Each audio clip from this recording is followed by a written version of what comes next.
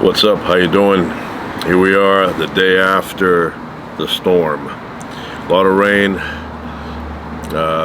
Palm Springs got hammered. I mean, it was some crazy rivers created on the streets there. But anyway, that's all in the past now. The day after. Remember that movie? LAPD helicopter. Today is a very, very nice day. Blue skies, not even one cloud. Not even one cloud all around, nothing. But the movie the day after was about a nuclear war. And it just showed you the struggle. Crazy movie. I remember when that came out, everybody was like, frightened that something like that was just around the corner. But here we are, many, many years later. I want to say 40 years ago that came out. And so far, everything's okay. So far. Not okay, but good enough. Mama's boy with the going back to his mom. Anyway, we're gonna try a little sweet thing here. Quince and syrup. So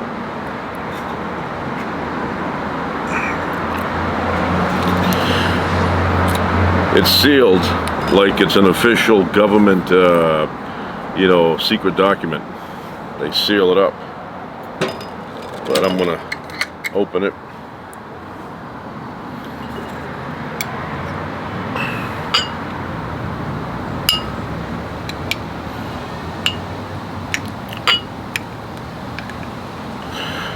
All right, I'm a fan of this dessert. My mother is a fan of this, but she's also a fan of the quince itself when it's on a tree. For years and years, she would always say, I wish I could find some quince in the supermarkets, but they don't have it. So every once in a blue moon, my father would find a place that had it, and he would buy a bunch of them, and then my mother would, eat them. And then we eventually bought a tree, quince tree, planted it in the backyard, and it was small. Eventually it grew to about 8 feet. But one 4th of July, I want to say 1999, around that time, 2000, my parents, I think it was 2000, somewhere. Yeah, my parents were on vacation far, far away. And I went down to the tree and I said, I got to make this thing grow. I'm going to add some stuff, nutrients for the tree in the ground. So I opened up a hole next to the tree about 2 feet over. Went about 2.5 feet down, a hole about that wide, And I went down about 2.5 feet and I filled it up with all kind of goodies for the roots. I even put a bunch of banana peels in there. I put like a Miracle Grow type substance. But I cut the grass in a perfect rectangle and I removed it in one piece so I could put it back, because my father would come back and say, what's going on here? Why are there holes in the yard? Where's the grass? So filled it in, watered it, and I put the grass on top, and you couldn't tell after a while that it had ever been removed in the first place. So about a month later, I started noticing some progress on the tree. The fruit, first of all, there was many quinces, or quince, I guess quince, were growing on the tree, and it had gotten thicker, bushier. So we kept that many years. I don't know whatever happened to that. Eventually, I think eventually it probably died. I don't know, maybe it didn't. But so that's what I did with that. Added all the good stuff in the soil, and it made a huge difference. And then I watered it every single day. So yeah, when she got back, she was all surprised. That was the year I did my best with the tomatoes. They planted tomatoes, and they told me, go by and water them every, a few times a week, go water them. So I said, okay, you know what I'm going to do? I'm going to take the opportunity. I'm going to go buy manure. So I took my father's station wagon, and I put a tarp in the back, plastic tarp or, whatever, nylon. And I went down to Lowe's, and I bought manure. Tons of manure. Filled up the whole back with manure. Reminded me of Back to the Future. So anyway, I went back and I took all the manure and I mixed it in with the soil. And I bought extra. I mean, it was just manure everywhere. Flies were coming to our place from miles around. So then every day at the same time, I watered. You're supposed to water at the same time all the time, because if you don't, then you create cracks. They tend to grow fast or whatever. So when they came back from their vacation, my mother was all amazed. She was like, I have never seen tomatoes like these in the backyard before, and they were tasty. I want to tell them that's the manure. But I didn't say anything. I made it look like it was just coincidence, a natural phenomenon. I didn't say that I, did a little intervention. Unnecessary. Too much information. So, yeah. And then we had a relative who was an expert in, what do they call that, splicing, where you graft. Yeah, grafting. So you take a tree with the same bark on the outside, that way you can match it up, and then you can take a cherry tree and mix it up with a whole bunch of different things, like an apple tree. You can have different varieties of apple on the same trunk, and so he came and did our tree like that, and we had all these different fruits growing from the same tree. And then we had another tree, and he did all these, he domesticated it. We had wild cherry growing there, and then he took the domesticated, or whatever, the cherries that they sell in the supermarket, and he grafted it with one of those branches, and then that caught, and then the following year we had awesome cherries. So anyway, I have some cold water here with the ice.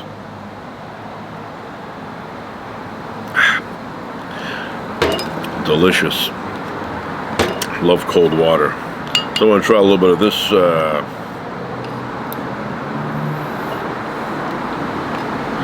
so, looks like that.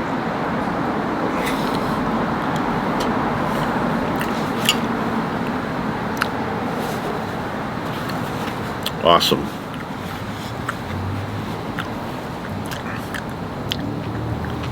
Delicious. I mean, you have to try some to know what I'm talking about.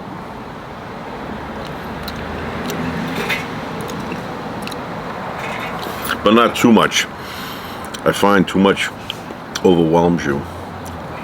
Just a little bit, like a tablespoon, that's enough. See what it says here. Has a lot number. Produced by Vorderis. Aegean, Greece. They even have the telephone number. Call them up. I'll say, yeah, that stuff pretty good. So 1 teaspoon. They say teaspoon. I use tablespoon. Teaspoon is what? That's for an infant, little baby. So 1 teaspoon, 75 calories. That's rich. Very rich. Product of Greece.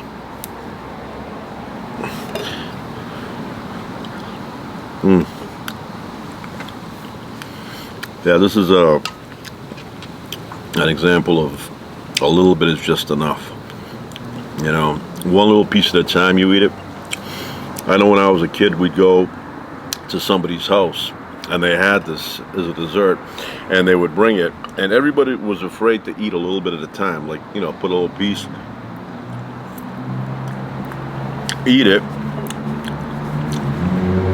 enjoy it. When you would go to a house where it was all adults, all the adults would scoop it up in one shot and eat it. They didn't want to be seen playing with it, they were too sophisticated. but not me.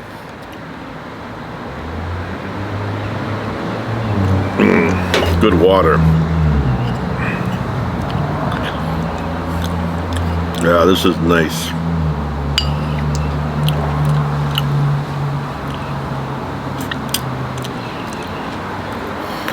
If you have too much, it's just overwhelming, you know, but this amount is just right. I remember when I was a kid, we'd go apple picking, fall time, and you know, I'll give a little plug. I used to go to a place called Russell Farm, sorry, and they had, you know, you could pick the apples, or you can get the apples that have been picked for you by someone else, you know, that they had them inside the store. And I loved going to this place. It had the atmosphere, the smell of fall time in the air. You'd go in there, everybody had their nice warm clothing on. My favorite time of the year. And then they had a machine that would create these, I think they were apple donuts, make them from apple, and then they'd fall in the oil, they get fried up, and they were very tasty. I love those. They had, especially when they were fresh. Very good flavor. They had a variety of honey in there that they made, and one thing that I loved in those days, which I overdid, it would overwhelm me, was the bees honeycomb. You know, the honeycomb that comes in that beeswax, and you cut pieces and you chew them with the honey. So that was my first thing I would go and grab off the shelf. My father would say, yeah, put it on the counter. So I'd grab it, and then I would be in the back of the station wagon with a little, you know, butter knife, and I'd cut piece, chew it, and then, you know, get rid of the wax. I cut another one, and at some point I would realize I overdid it. Overwhelming feeling, you know, like that over-the-top feeling of oversatisfied. But yeah, big fan of the honeycomb. Now, it's expensive. Back then, you could buy a thing about that big for like $4.95. Now, something that big is $18. You know, anywhere from $16 to $18, I see it.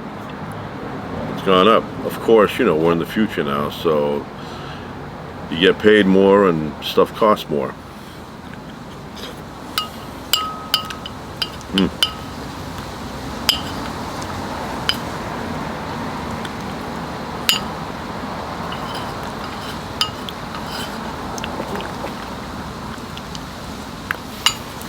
Delicious.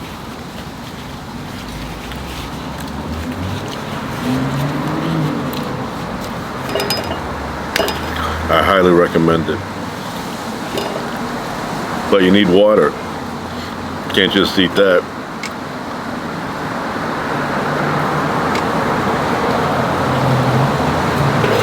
You know, here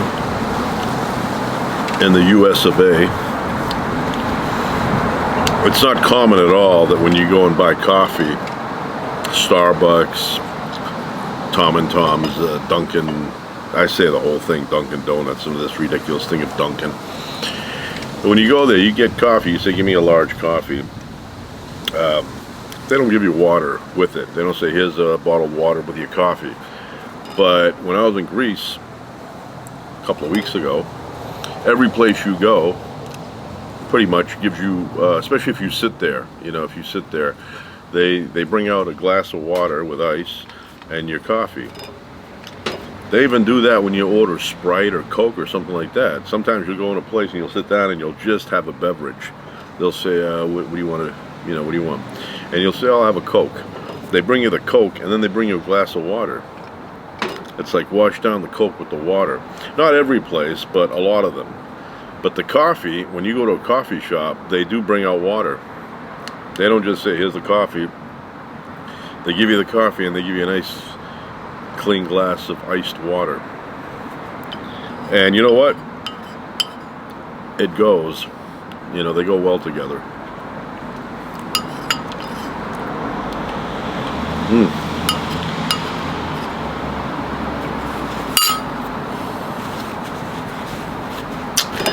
So, I'm gonna go put some for my wife and my daughters, and then I shall return because I have more to say. I'm thinking of making some fresh coffee. I have another brand that. Oh wow!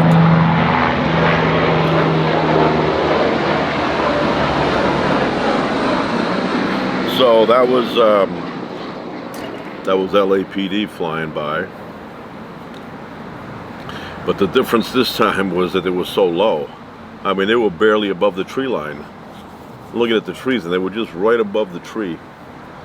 Looked like they were about 20 feet above the tree. Very low. So, anyway, I'll be back immediately, LY.